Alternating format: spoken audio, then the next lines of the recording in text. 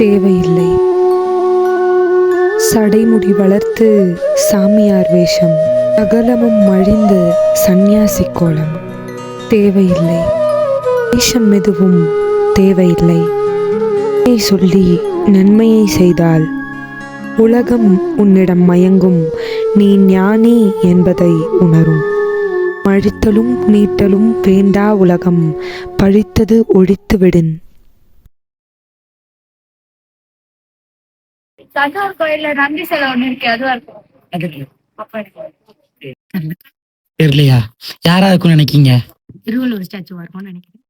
தமிழ்நாட்டிலே மிகப்பெரிய கற்சிலை வந்து திருவள்ளுவர் சிலை. ப்ரோ, எனக்கு தெரிஞ்ச வரையும் திருவள்ளுவர் சிலை. இப்படி கேட்டீங்கன்னா படிச்சவங்கள்ட்ட கேட்கலாம், இப்படி கேட்கறது தப்பு தானே. அவர் 1330 குறள் எழுதினால இருக்கும்னு நினைக்கிறேன். அது வந்து அந்த திருக்குறளோட அந்த இதை வச்சு அந்த பேஸ் பண்ணி தானே அவங்க இதை கட்டினது. அவங்க திருக்குறள் 1333 அந்த அவ்வளவு ஹைட்டுக்கு கட்டினாங்க. எப்படின்னா திருவள்ளுவரை பத்தி அடுத்த தலைமுறைகள் தெரிஞ்சுக்கணும் அப்படின்றதுக்காக செஞ்சிருக்கலாம். அவரு எப்படி சொல்றது, உலக பொதுமறையில உலகத்தில் இருக்க எல்லாருமே அந்த கருத்துக்களை ஏற்றுக்க முடியும், அதுபடி நடக்க முடியும். எனக்கு திருக்குறளே தெரியாது. எனக்கு தெரிஞ்ச வரையும் நம்ம அண்ணன் சிவகார்த்திகேயன் சொல்ற மாதிரி ஆற்றல் மாவட்டம் அந்த தெரியும் தெரியாது. கற்க கசடற கற்ற பின் நிற்க அதற்கு தக மீனிங்கா. நம்ம கற்றதை வந்து மறுபடியும் கற்கணுமா? இன்னார் செய்தாரே ஒருத்தர் அவர் நானும் நன்மையும் செய்து விடல். அப்படின்னா ஒருத்தவங்க என்னதான் நம்மளுக்கு வந்து தப்பானாலும் இல்லை நம்மளுக்கு கஷ்டப்படுத்தாலும் நம்ம அவங்களுக்கு நல்லதை நினைச்சிட்டு அகழ்வாரை தன்னை இகழ்வார் பொருத்தம் நிலம் தன்னை தோன்றுவது தாங்குவது போல நம்ம இழிவுபட்டுவே நம்ம பொறுத்துக்கொள்வது சிறந்த பொருள்.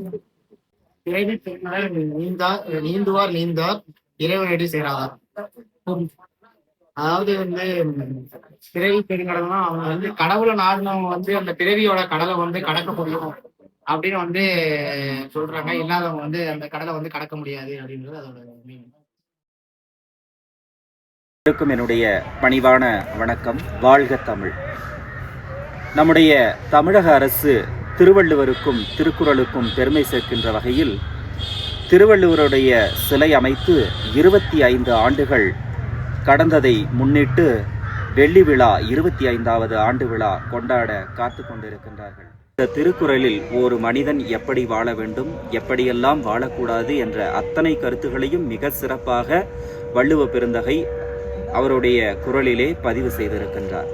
இன்றைய காலகட்டத்தில் இந்த திருக்குறளை பற்றியும் திருவள்ளுவரை பற்றியும் இன்றைய தலைமுறையினர் அறிந்திருக்கிறார்களா என்றால் அது ஒரு கேள்விக்குறியாகத்தான் இருக்கின்றது. ஏனென்றால் இன்றைய சூழலில் இன்றைய தலைமுறையினர் பெரும்பாலும் பார்த்தோம் என்றால் அலைபேசியிலே மனதை அலைப்பாய்ந்து கொண்டிருக்கின்றார்கள் என்றுதான் குறிப்பிட வேண்டும். அப்படிப்பட்ட ஒரு சூழல் இருக்கும்போது திருக்குறளை பற்றியும் திருவள்ளுவரை பற்றியும் இன்றைய தலைமுறை முழுமையாக அவர்கள் அறிந்து கொள்ள வேண்டும். பாட புத்தகத்திலே நாம் பார்க்கின்ற பொழுது 1ஆம் வகுப்பு முதல் 12ஆம் வகுப்பு வரை திருக்குறள் இருக்கின்றது. அனைவருக்கும் வணக்கம். திருக்குறள் இந்த வார்த்தையை கேட்கின்ற பொழுதே நம் உடம்பெல்லாம் புல்லரிக்கின்றது. இந்த உலகிற்கு ஒரு அற்புதமான நூல் எது என்று சொன்னால், மானுடத்தை வழிநடத்துகின்ற ஒரு நூல் எது என்று சொன்னால் அது நமது ஐயன் வடித்து தந்த அற்புதமான திருக்குறள் என்ற அற்புதமான நூல். ஐயன் வாழ்ந்த இந்த மண்ணிலே நாம் வாழ்ந்து கொண்டிருக்கின்றோம். உள்வாங்க வேண்டும் என்பதை வலியுறுத்திதான் நமது அரசாங்கமும் திருக்குறளை உலகமெல்லாம் கொண்டு சேர்க்கின்றது. அவனுடைய ஐயன் வள்ளுவன் வடித்த அந்த 133 அடிகள் சிலை வைத்து முக்கடல் சங்கமிக்கின்ற அந்த நமது குமரிக்கடலிலே வான் சிறப்பு சொன்ன வள்ளுவனுக்கு வானுயர சிலை வடித்து பெருமை சேர்த்திருக்கிறது நமது அரசு என்பதை நாம் மகிழ்வோடு தெரிவித்துக் கொள்கின்றோம். வள்ளுவன் படைத்த இந்த வாழ்வில் நாம் தொடர்ந்து வள்ளுவம் படிப்போம், வள்ளுவத்தை பரப்புவோம். வெட்ட வெளி போல விரிந்த வாழ் வெரட்ட அடிகளில் சுருக்கி அறிவு சொட்டு மாமுத செய்யுள் படைத்த வள்ளுவம் பொறக்கணும், நம்ம வீட்டில் வள்ளுவம் பொறக்கணும், வள்ளுவம் பொறக்கணும், மீண்டும் வள்ளுவம் பொறக்கணும், உலகெங்கும் வள்ளுவம் செழிக்கணும், அன்னை தமிழுக்கு அணிகள் பூட்டி அழகு பார்க்கணும், இந்த மண்ணு முழுக்க வள்ளுவம் வளமாய் பரவணும். நன்றி.